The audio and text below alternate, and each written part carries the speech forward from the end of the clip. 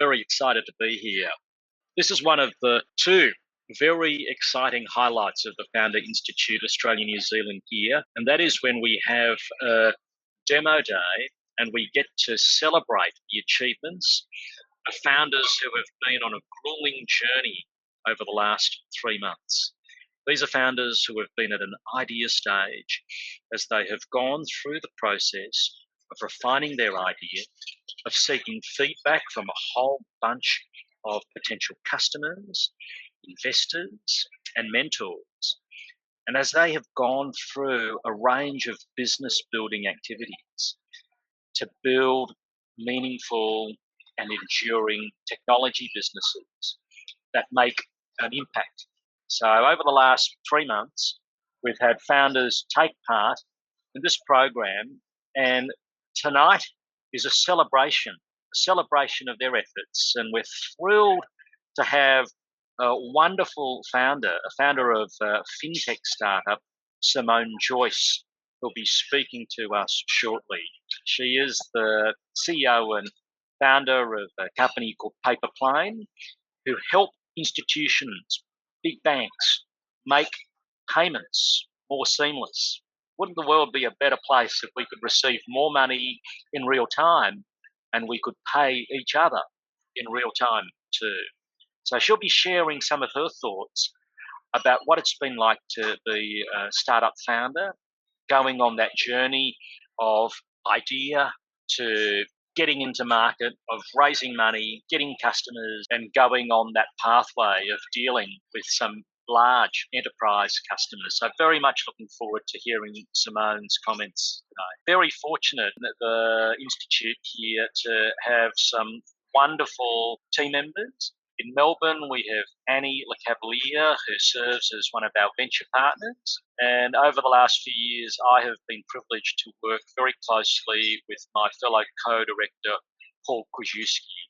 And for those of you who have been founders through the Institute, you'll know that Paul has been at the coalface week by week, not afraid to provide frank feedback. And that comes from a place of someone who has got scar tissue, who has founded businesses, and who has been through the process of developing products, both successfully and, as we all know, learning from products that could do with more iteration. And I'm also thrilled to have a continued association with the Institute, particularly in my day job as a venture capitalist at Right Click Capital, where we back technology founders in Australia, New Zealand, and Southeast Asia across software, deep technology, and IoT or connected devices. We've been also fortunate to have been supported by a number of associates.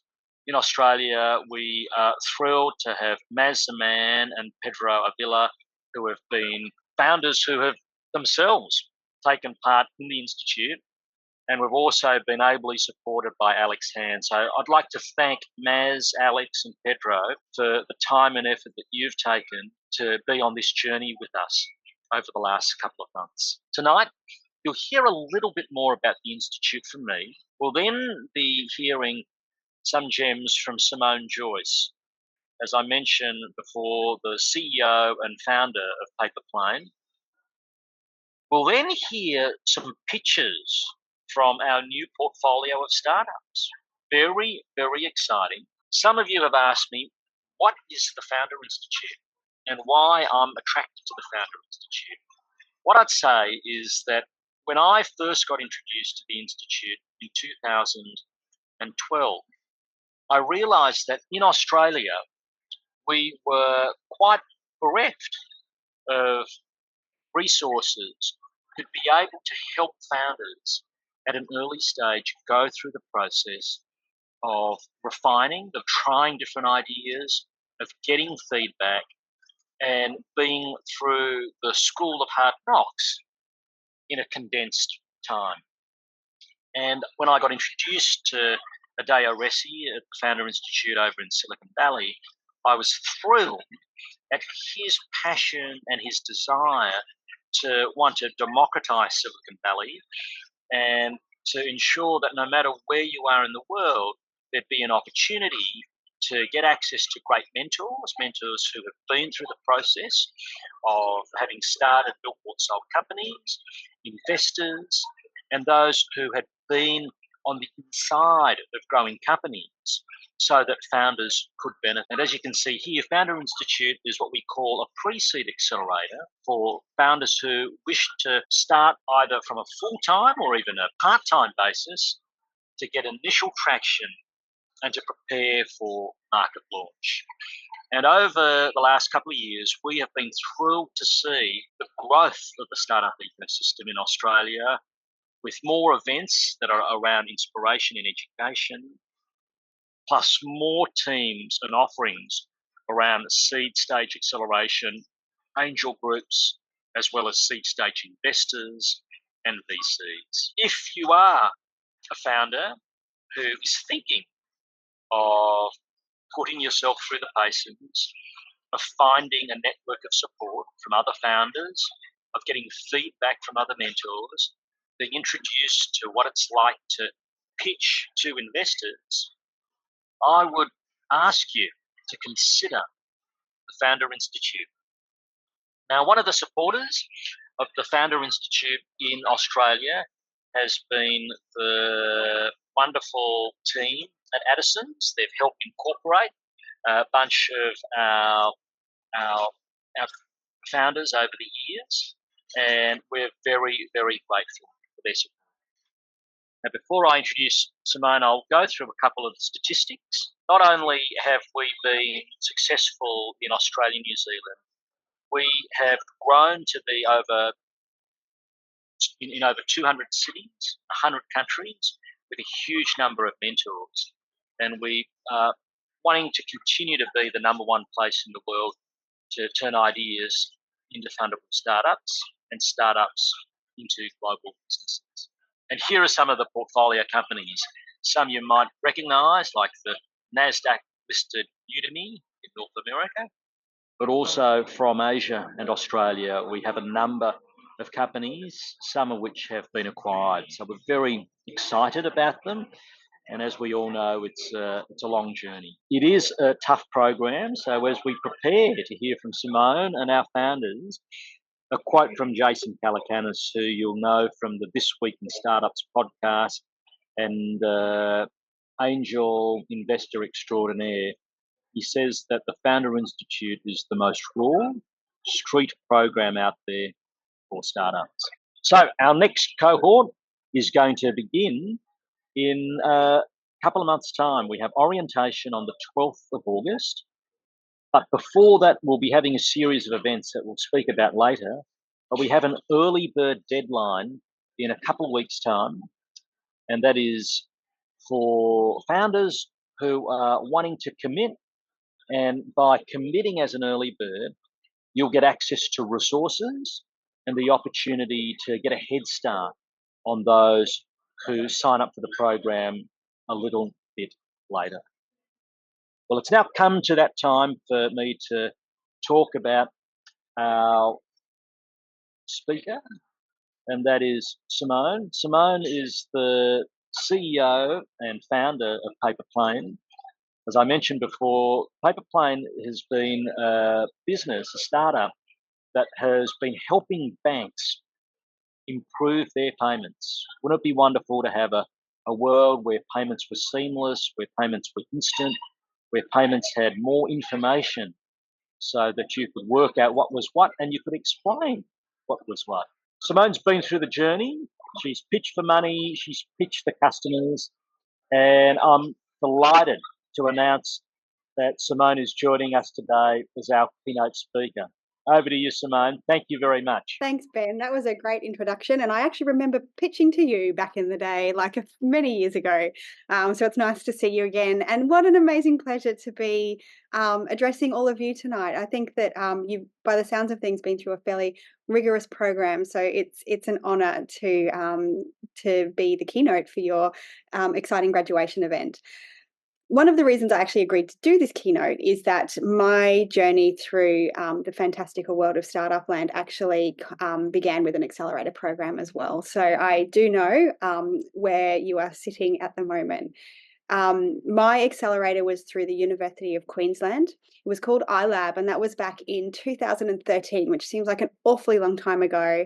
And the company that I actually took through that program, it wasn't paper plane. It wasn't adjacent to payments. It wasn't in a fintech space. But I do credit that program with kicking me off on what has become rather an epic founder journey. I was reflecting as I was preparing for today on what the most valuable thing for me through that accelerator was. And at that time, back in 2013, I was a bit of a funny addition to the startup space as it was back then. I had 2 children. I was newly divorced. I was a little bit older than most people in my accelerator cohort. And I was rather oblivious to the world of technology and high growth business startups. In fact, I had gone to uni to study midwifery and made quite a sharp right hand turn into the accelerator program. But one of the things I thought was the most valuable for me at that time, and I still think that, was the people that I met through the program, the advice that they gave them, and the connections that I made that actually stayed with me through the years. In fact, one of those early mentors is my company's legal counsel today. So it really was a valuable connection. Um, but I thought it would be a good idea to structure this keynote based on some of the best advice that I thought I received at the time and how that's played out for me over the years. And I wanted to add in an extra wildcard piece of advice from myself. So the first piece of advice I was given was patterns. Look for patterns. There's patterns in everything. And this was given to me by an academic at the uni. So the way I've taken that over the years, and maybe this will be helpful for you all as you embark now on the next stage of your journey, particularly as you're looking for capital, particularly as you're looking to grow your customer base and prove out traction. Patterns of value creation. So no matter what type of product or service or innovation you are bringing to market, there are patterns of value creation that are recognized by your investors, by your team members, and by your consumers. And if you can recognize those patterns early, you can really start to build on them. And sometimes the value that you are bringing to market is actually not what you thought you were building for. So that's certainly been something that I've found over the years, that in creating one thing, we've actually uncovered how people are using the product in another way. Patterns of market and capital shifts. Keep your eye on that. There's so many things that will be on your day to day, but keeping an eye, pulling your head up above the trees and looking at the whole forest will be really critical for you. And planning how you're thinking about your resources, your capital, and your growth plans based on what market shifts are happening will really help. This year, I stopped being chair of FinTech Australia after a 4-year stint. And one of the things that role really helped me was to recognize the patterns that we were seeing in our business and how they were impacting the broader ecosystem, not just in Australia, but across the globe. And being able to think about how we were thinking about our own growth in relation to that has been really valuable. Patterns of company growth. So growing your company is very exciting, but there are known patterns on how many people you have in a company as to how your systems will stretch to accommodate those people and when you might need to change them. I actually wasn't a big believer in this. I thought, oh, for sure, it'll be different for us. We'll be able to manage it. But it actually rung true. So our initial setup, systems, our ways of working worked until we got to about the 12-person mark. We had to recalibrate, reconfigure. That worked again until we got to about the 25-30 mark. And then we had to recalibrate and reconfigure. So you're constantly going to be in flux and shift, but recognizing the patterns in that will actually help keep you sane and help plan for those changes as you go through. And most importantly, your patterns as a founder. Self-awareness as a founder is an incredibly valuable asset, and it's really easy to forget that that's an important thing. One of the most valuable patterns that I found was recognizing when I was starting to burn out, because there will be moments where you will go through a really intense period and then you'll be really tempted just to jump into the next thing because you're a founder and that's what you do. But recognizing your burnout patterns early and managing them will help you be resilient through those times. But also recognizing What makes you uncomfortable? What makes you squeamish? Why are you shying away from a particular conversation? Being able to lean into that, zoom in and figure out why you were feeling that way will actually help you unpack some, let's be honest, you're going to have many difficult conversations as a founder, but it will help you understand how you're dealing with that and how more effectively you can manage the situation. So pattern recognition has been a good piece of advice for me. The next one is the start is the best. Someone told me this, a gentleman by the name of Mark Bathy, who was in the middle of a messy exit as a mentor. He told me this, and this was, at the end of the accelerator. And I was like, man, are you serious? I can't wait to be at a point where I'm exiting. All my problems are champagne problems. I've got too many customers onboarding. But it's actually so true. We just did our Series A round last year, and the problems don't go away. They just get different. But I realized that the time that you're starting and the time that you're at now, you're never going to be closer to your customer. You're never going to be closer to your product, and you're never going to be able to make independently decisions that have as big an impact as they do today on the path of your startup. So enjoy it. It is the best because there are so many things that you will get to do now that you won't get to do, and you will miss them. I don't know if anyone's got children in this cohort, but it's like when you have a new baby and you just want them to sleep through, but then you miss all the good things that came at that time as well. So enjoy your new baby as your startup is now. And the third one is from me. The third one is sweat the details when it counts. And it's an art form to know when to sweat the details and when you need to move on. So as a founder, I'm very good at broad, long-term strategic thinking. I like the bigger picture. I like thinking in patterns. And if I have a whiteboard, I'll draw in the middle and then all over it. Whereas, my CFO will start at the top and write very linear. But it's easy to get swept up in that and forget that the details of some of the decisions you make now will have a very lasting impact and reverberation on what you're doing in the future.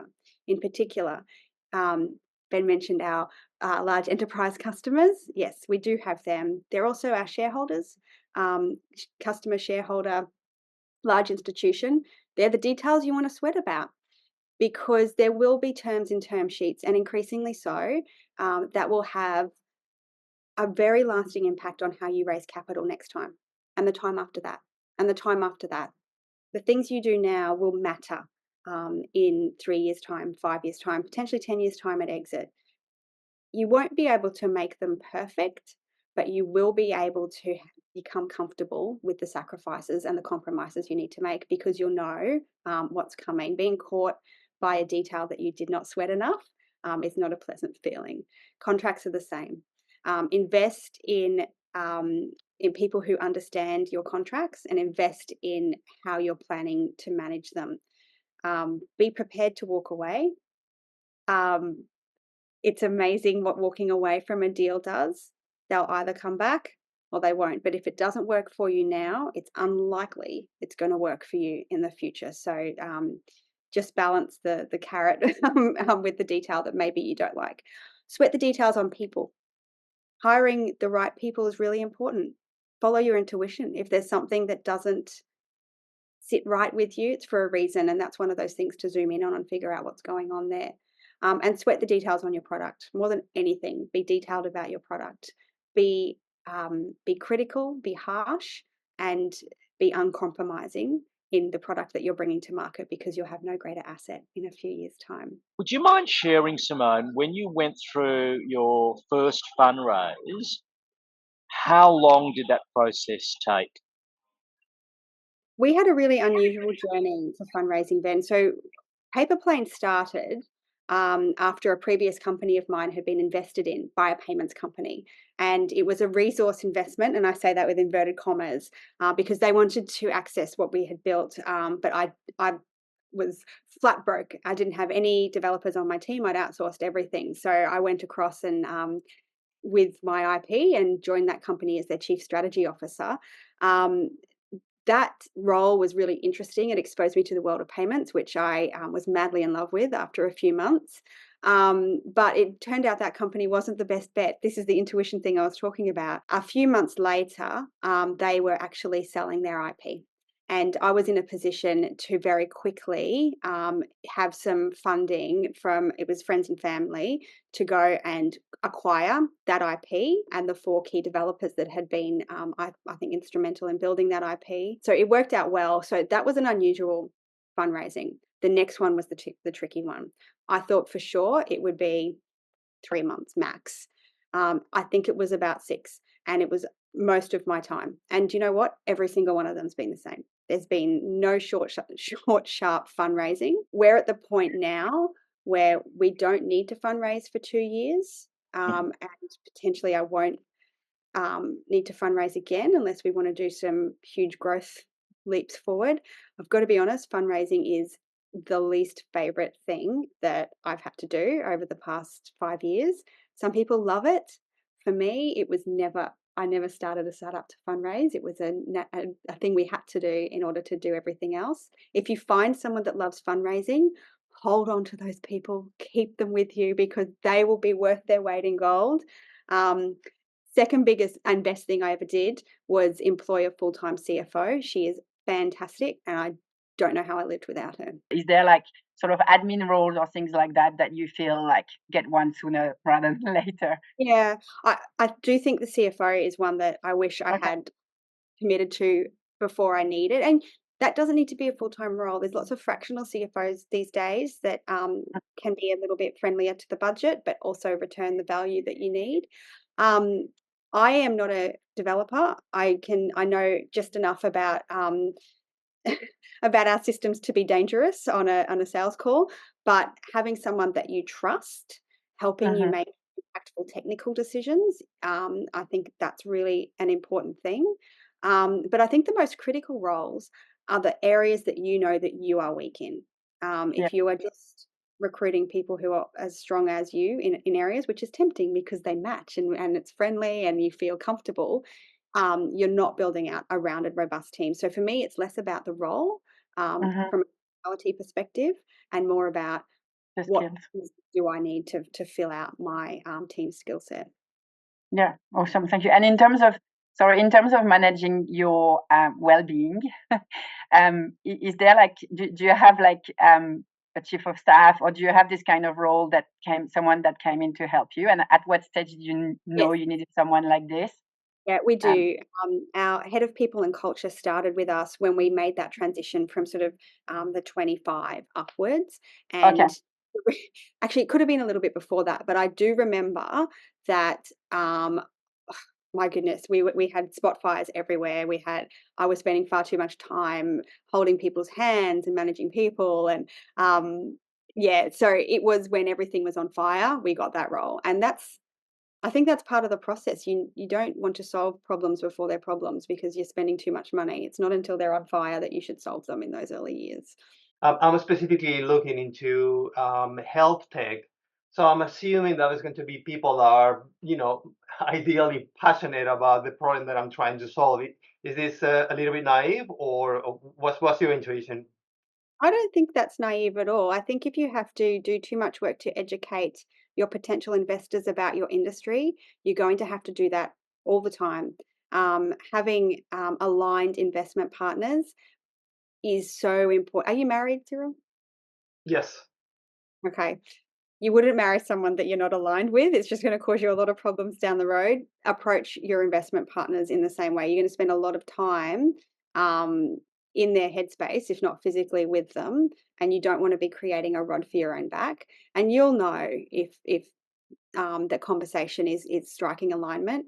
For me, there's certain questions that people asked at certain times during those investment pitches and conversations that immediately flagged to me that we were not on the same page. If they are coming at a later stage of the conversation, it may be that you won't be on the same page and you might be looking for different things out of the your future. So I think that that comes back to my piece of advice around sweating the details. And if you know what you're signing up for and you know what the impact's going to be and you're going to do it anyway, that's okay. But you just went into it with your eyes open instead of your eyes closed. Advice that you can share with the non-technical founder? You spoke a little bit about you knowing enough to get a little dangerous, particularly on a sales call? They were the first people that I talked to. So I mentioned that with that initial investment, I purchased the IP, but equally as important were the 4 developers that had been working on it.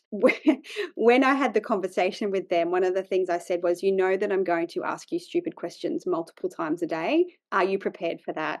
And I haven't let up. In the last 6.5 years, I reckon my CTO probably has a tally of how many stupid questions I ask him. But I think that was the main thing. Don't ever be afraid to ask a stupid question, because if you don't ask, you don't know, and you're going to end up all the way over here. I actually learned that the hard way. In our first company, I let an outsourcing company convince me to build it in .NET, and now I know how ridiculous that was for that particular product, and I would never do that again. So you will make mistakes. Be forgiving to yourself, but having that's what I meant by having a trusted person that knows the things you don't know. Everyone's going to give you advice. I mean, I'm sitting here doing it now. But if you have the trusted people, you know the advice to listen to, you know to be comfortable with it, and you know to ask and ask and ask until you get to the bottom of what you're actually looking for. Also, just read things, listen to things, educate yourself as much as possible, because then you'll know more about the questions that you should be asking.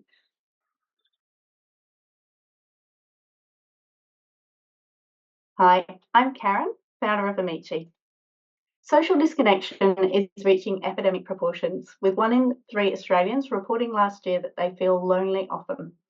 And it seems like we're hearing daily about venues which are a commonplace for people to socialise, even iconic ones that are closing. So we're combining these 2 problems into one win-win solution and creating Australia's first small group social experience marketplace, where you choose the experience and we bring the friends. The algorithm-driven platform puts the venues and users in control over the experiences in the feed, and users register with 1 click, knowing that they will be able to enjoy them with people similar to them.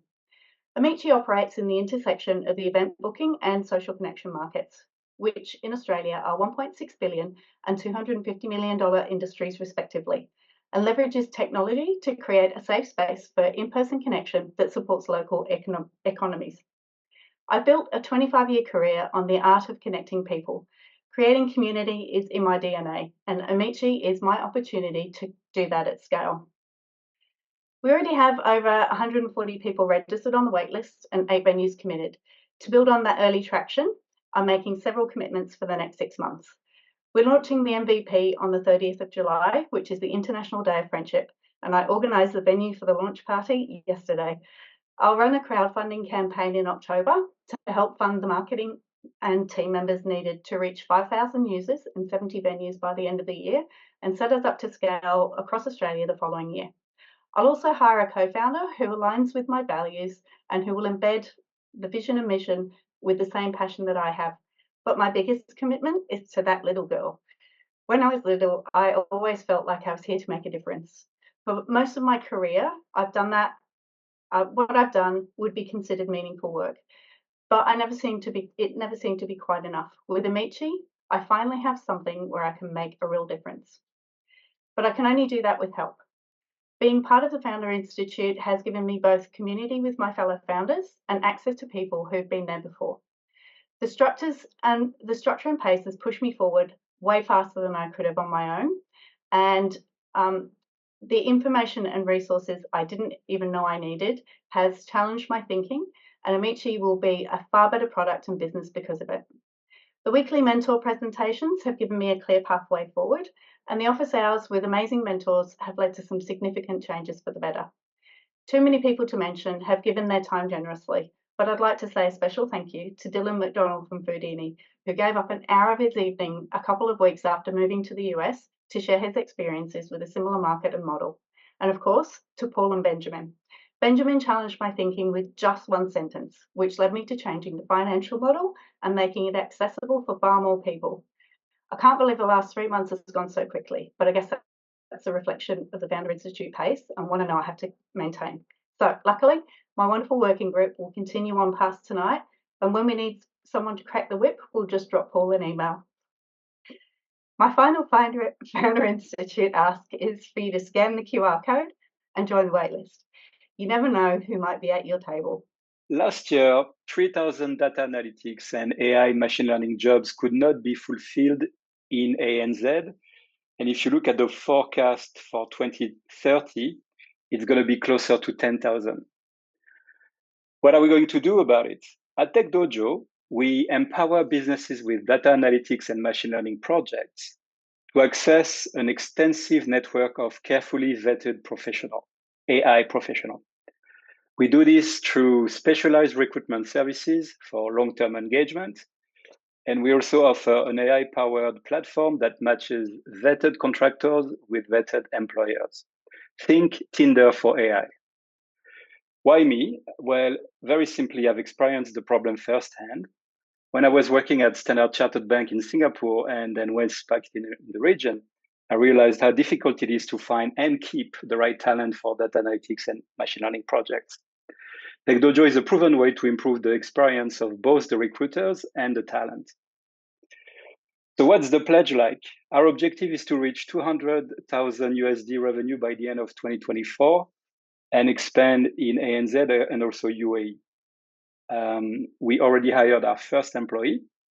Our current focus is to refine and strengthen our go-to-market approach, combining outbound and inbound marketing to generate more predictable leads. When it comes to the Founders Institute core program experience, I just want to say that I really enjoyed the experience, despite a very intense pace due to weekly sprints. I learned a lot, met great people, both in Australia and New Zealand. For example, the go-to-market sprint really helped us identify the most relevant channel for us, especially for our early adopters, which are now more clear. And we started to build our first online funnel to get more predictable leads. Discussing with the mentors helped us understand clarify the best possible sequence to scale the Dojo business. Long story short, we will continue to generate recurring revenue with our existing service company so that we can inject the learnings and some cash to gradually build our SaaS platform, which is planned later in our roadmap. A big thank you to Paul, who already was there, always was there to answer our question and keep us motivated until graduation. In short, I really recommend the program. Let me know if I can help. Good evening, everyone. I'm Kenneth Gustillo, a nurse in Australia and New Zealand. As an immigrant, we send money back home to support our loved ones, especially during moments of hardships. However, sometimes we cannot send money because we are waiting for the next paycheck, and traditional remittance, you have to pay upfront before sending overseas. And this is causing severe stress for me and my family back home. Our solution, CheriPay, send now, pay later for remittance. The first buy now, pay later for remittance that offers a unique solution for migrants to send money back home while giving them the flexibility to pay in convenient installments. Over 800 billion money sent by migrants last 2022 as per the World Bank. And there are 281 million international migrants worldwide. And remittance is projected 5% annual increase.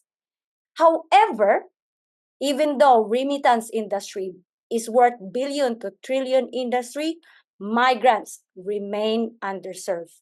CheriPay's future is to become a global neobank and technological company based in New Zealand, with a mission of empowering migrants to achieve financial freedom and fostering financial security and sustainability for their families back home. Why me? As a nurse and an immigrant, I understand deeply the desperate pain of people and being underserved. I have been an entrepreneur that builds my mindset, skill set, resilience, and soft skills that is needed to execute the project. Why now? The world needs migrants.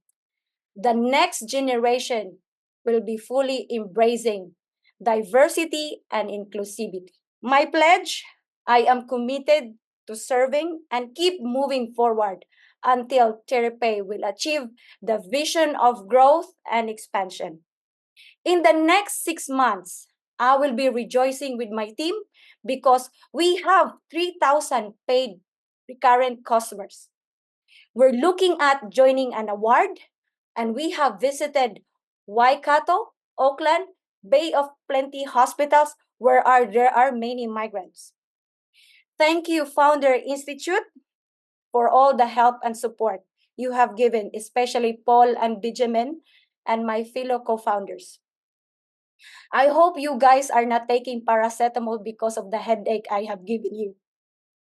After many years of grinding and building myself, I can now say I am prepared and I am ready to move forward. I'm Julie Pericel, and I'm excited to introduce my company today, Ivigo. So Ivigo is Airbnb for electric vehicle charging. We are addressing the lack of public charging infrastructure in Australia by leveraging underutilized private chargers. Our platform allows hosts to easily and securely maximize their assets, while providing EV owners with a reliable network of charging options, making EV ownership hassle-free, especially for those without access to the convenience of a home charger. Our mobile app handles everything from compliance and insurance check to finding available charging points nearby, booking and scheduling in advance, in-app payments, and a rating system. So why now? Australia's transition to electric transportation is well on its way and will be accelerated further with the new vehicle fuel efficiency standard passed last week. Public charging stations can't handle the pace to meet demand, and we are looking to leverage home chargers already installed to build a robust network fast. With an addressable market of $650 million by 2027, Ivigo aims to capture a larger share of that by being first in the market. To rapidly expand our network, we're seeking introduction to potential partners to help us onboard hosts at scale.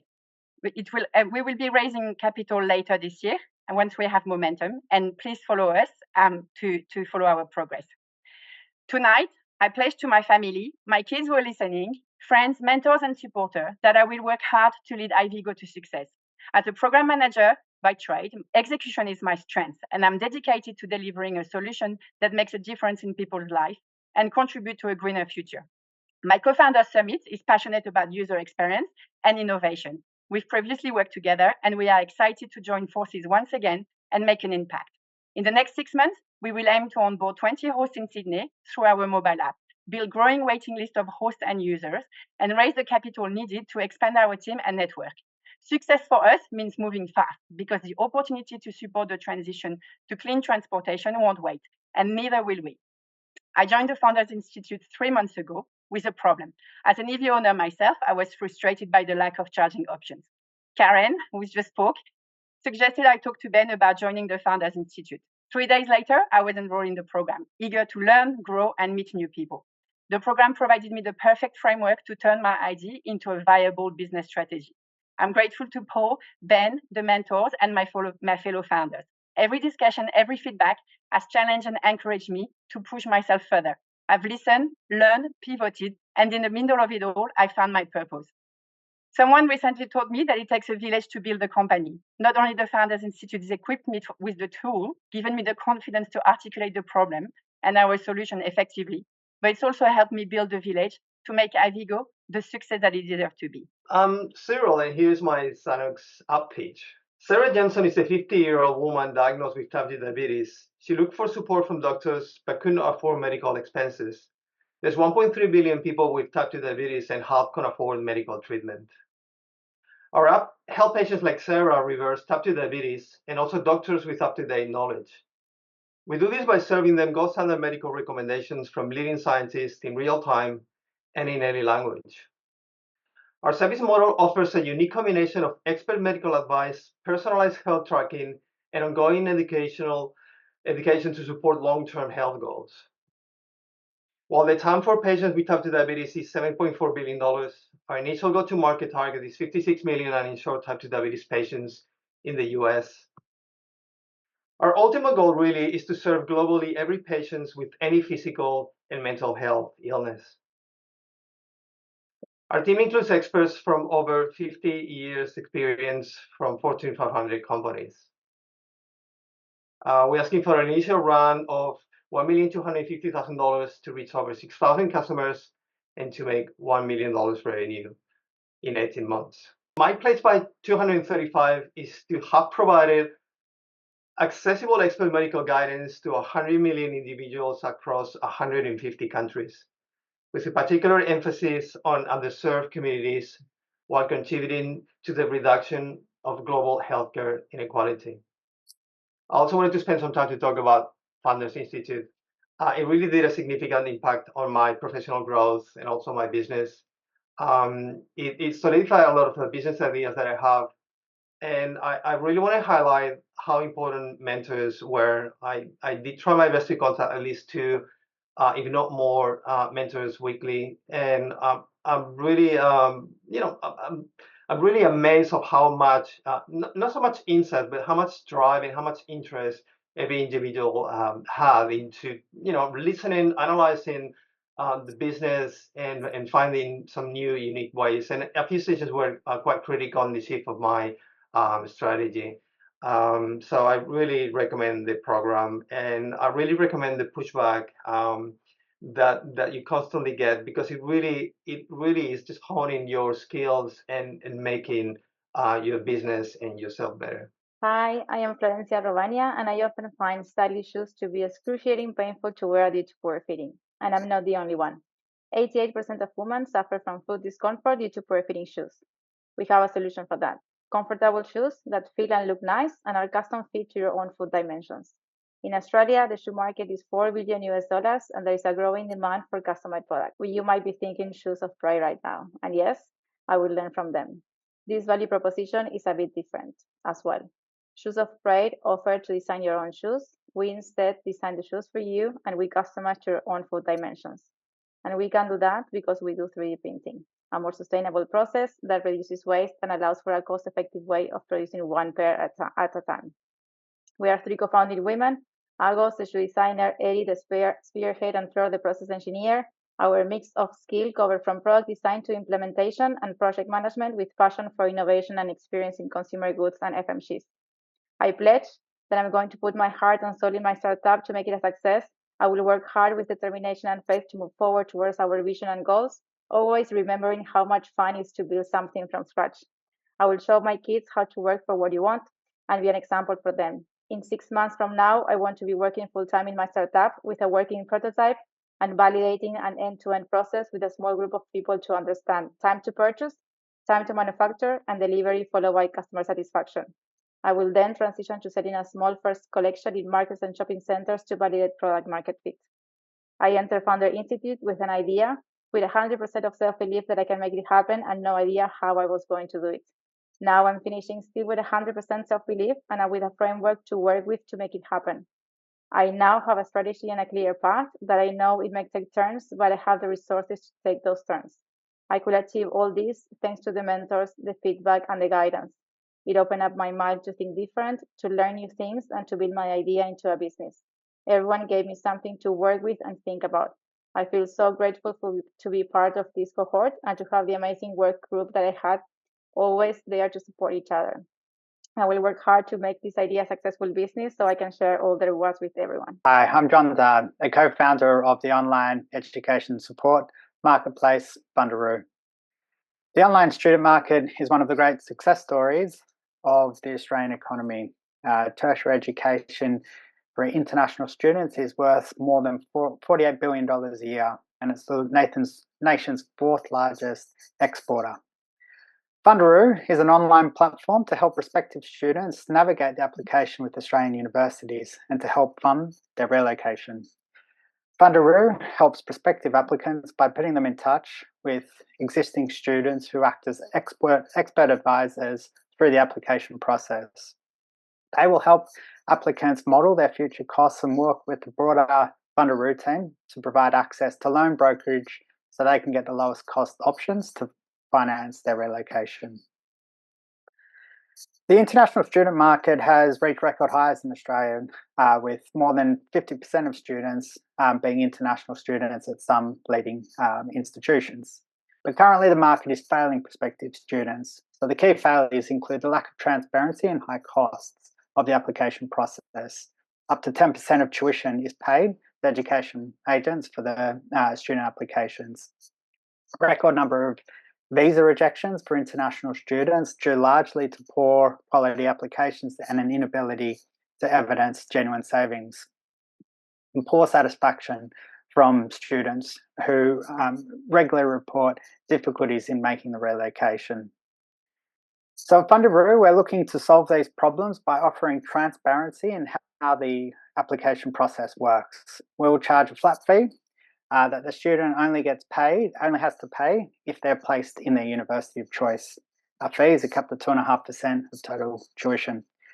If a student does elect to take a loan through one of our panel of financial providers, that fee is halved and given back to the student to help fund their relocation. Our key milestones over the Founder Institute program have been finding my co-founder, Mohammed, a student currently studying a Master of Science at the University of Sydney and who has himself made the move from India. Over the past 10 weeks, we've built a strong pipeline of stakeholders and interviewed more than 36 prospective students to better understand their journeys, frustrations, and willingness to use a service like Fundaroo. Our North Star for Fundaroo is to recruit our first 250 students to use the platform and place them in the universities of their choice. For our product, we're looking to have a fully digital platform that includes generating market overviews and financial guidance, and an advisor booking system and an fully automated loan brokerage service.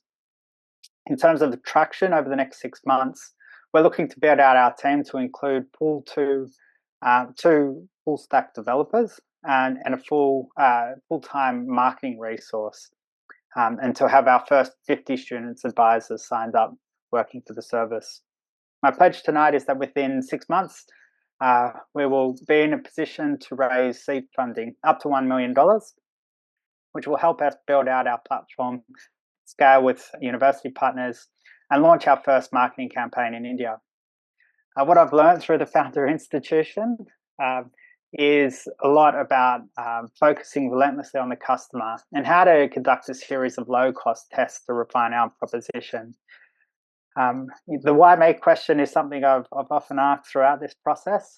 I do have a lot of experience launching digital products as a product owner in my day job at CBA, but this program has been challenging and I've definitely learned a lot. One thing is the constant need for constant testing and taking on advice that I was not always expecting and oftentimes not really even welcoming, but I needed to hear it. Refining the Fundaroo pitch and collateral has been relentless, but it's certainly been worth it. From within the first couple of weeks, it became obvious that we were simply biting off way too much to chew. And we've since been working through refining our proposition to make sure it's the simplest possible product that can deliver value at the lowest cost. And added benefit has been that we've actually needed very little digital development in the process. Massive thank you to Paul Krajewski, who's been completely patient with the many questions and concerns I've raised throughout the process, and who's been really helpful just in putting me in touch with anyone that's I've asked to be put in touch with. Thank you to all the expert advisors, including Ben, who has made himself available earlier on Sunday mornings to go through the Fundaroo proposition and help refine it. What would we do if we knew that no matter where we went, we'd always be able to find the community we wanted? We've all had an experience where we didn't do something because we didn't know anyone. A city relocation, an event, a friend's birthday. And whether seemingly trivial or not, these missed moments are due to a lack of the right connection. This is the pursuit that has been the driving cause of my last 2 years, as I've been building my social impact company, Butter. As for real life connection, Butter is the destination for personal invention, an app that helps people quickly discover the things others are doing and join them, so they can live the life they want. By facilitating, the timing is right for this business because of the post-COVID social vacuum, which has exacerbated the disconnection that's existed within society for years, propelling the issue into a global health crisis. With the topic now part of the mainstream conversation, our generation is considering and reprioritizing their own organic and platonic connection. I'm the right person to build Butter because of my own personal experience. This project was born from a dissatisfaction of missing out on things because I couldn't find the right people to go with. I wanted to be able to form new connections based on all the things I love doing, my values, my goals, my perceptions, and I wanted this to be in any place I found myself in at any time.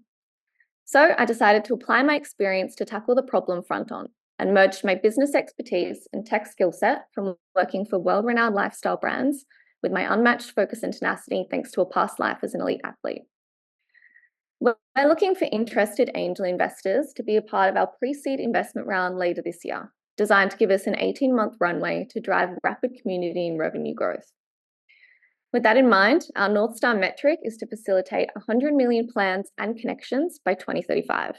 We'll be able to quantify the impact we've made in society, the distinct step change in mental, emotional, and physical impacts caused by disconnection, and use that to drive further change. In the meantime, I'd love for you to request an invite to our space as we prepare with our Melbourne launch later in the coming months. In terms of the program, I found this program really valuable from the perspective of establishing Butter as a functional company. I've done a lot of work already in the marketing, product, and brand space, and so I was looking for reinforcement around more of the operational departments. The resources provided in this program gave me the knowledge I needed to make really valuable pivots and customer segmentation. The weeks that I therefore found most helpful were customer, revenue, and team. Through the mentors in the program, I've been connected with a handful of experts that have helped me to build out a really strong 3-person advisory board, appoint a legal firm, and form connections with interested angel investors. Falling in this program alongside a brand project to be really valuable, as I now, within this 3-month period, have emerged with a holistic company where its vision and positioning aligns to the revenue streams, the team, the metrics, and the customer.